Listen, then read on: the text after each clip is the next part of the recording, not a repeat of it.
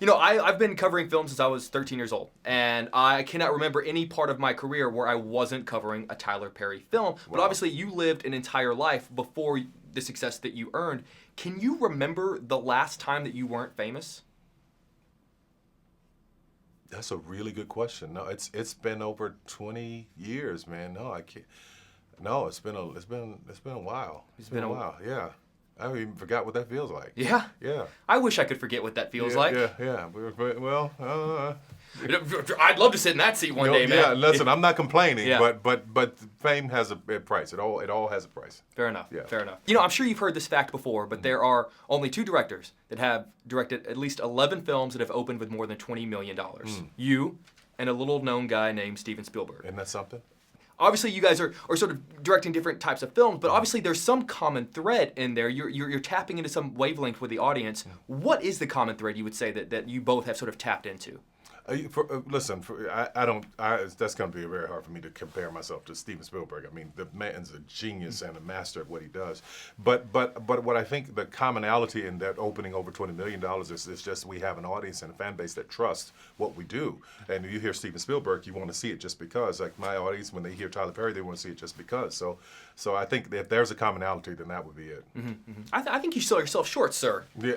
Well, I've seen his yacht. so I'm not selling myself. I've seen his yacht. Fair enough. This movie elicited so many moments for me, that familiar feeling of wanting to go back and sort of shake my younger self and essentially say, like, what are you thinking? What are you doing? If you could go back and shake a younger version of Tyler Perry and say, like, what are you thinking? What are you doing? Is there a particular moment you'd go back to? You know what, man? I don't live with regrets. I don't live with regrets. So no, I don't. I feel like the butterfly effect is in effect. So I would leave everything just as it was because it all led to where I am now. Because if you did that, you might not be here. Sitting right. here. Yeah. Oh my, there's your next movie, man. Yeah, I love right. that. That's right. You know, one of the things I love about the characters that you write is that all of them, no matter who they are, teach certain lessons one way or another. Who is the character that you've written that you've learned the most from? Oh, clearly Medea, man. Yeah? Yeah, Medea teaches. She's just a walking knowledge of old fat wisdom, just old fat greasy wisdom. But I try to do that in all the movies. Like in this one, what I want this to be is a mirror for people to see it. If you're in pain and can't let go of something and you're holding on to it with all your might and you're not able to move forward, you're headed for destruction if you can't let it go.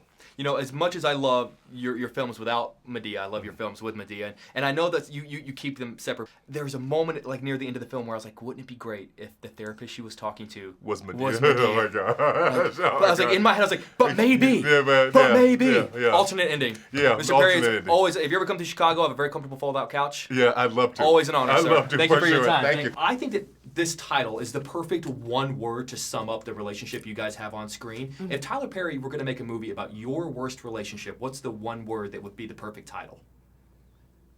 It would probably be acrimony. Would it? To be quite honest. I feel like there's a story, but I saw the eye roll. I feel like there's a story. Read my book, honey. I have no idea what my book would probably be titleless. I like that. Yeah. But then it's like mysterious, so then I gotta crack it open just to see. It's one that you read and then you make your own title. Ooh. Yes. Just like an empty line, and then you just write it in whenever it's over. Yeah. I like that. I want to change my title too. So no, I'm joking. Wait, that's a better answer. Right. You know, there are many times in life where I find myself, in a tough situation, and I think, WWCD, what would Cookie do? Oh, God. And so I'm wondering if she were What going to give would advice Cookie to do? your characters. What do you think she would tell each of your characters? Cookie, you know what the surprising thing about Cookie is, she's a truth serum, a walking truth serum. And I mean, she would look at the situation and see it for what it was, and she would tell the truth. Actually, Cookie would probably be a good friend for Melinda. Because she would be like, girl, you tripping. Let that man. She was in a relationship with a man who had a dream. It took time. 17 years, she went to jail. So I don't think Cookie would advise her to leave him. She would have told her to stick it out.